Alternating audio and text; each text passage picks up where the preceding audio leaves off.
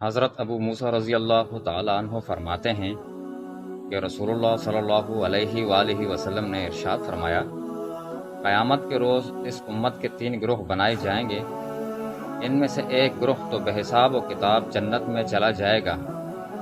ایک گروہ کا ہلکا پھلکا حساب لیا جائے گا، پھر وہ جنت میں چلے جائیں گے،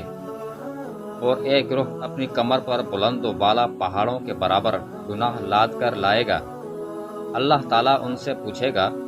حالانکہ اسے پوچھنے کی کوئی ضرورت نہیں ہے، کیونکہ وہ خود ان سے بہتر جانتا ہے، یہ کون ہیں؟ جواب دیا جائے گا، یہ تیرے بندے ہیں۔ اللہ تعالیٰ فرمائے گا، ان کے گناہوں کو مٹا کر یہود و نصارہ کے کھاتے میں ڈال دو،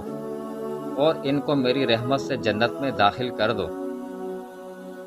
حضرت ابو ذر رضی اللہ تعالیٰ عنہ فرماتے ہیں کہ رسول اللہ صلی اللہ علیہ وآلہ وسلم نے ارشاد فرمایا، اے ابو ذر، کہیں بھی رہو اللہ سے ڈرتے رہو، اور اگر کبھی گناہ کر بیٹھو تو گناہ کے فوراً بعد کوئی نیکی کرو، تو یہ نیکی اس گناہ کو مٹا دے گی، اور لوگوں کے ساتھ حسن و سلوک سے پیش آؤ۔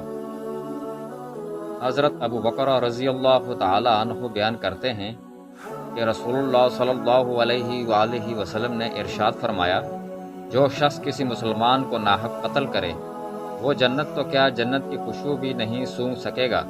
باوجود یہ کہ جنت کی خوشبو 500 سال کی مسافت سے سونگھی جا سکتی ہے۔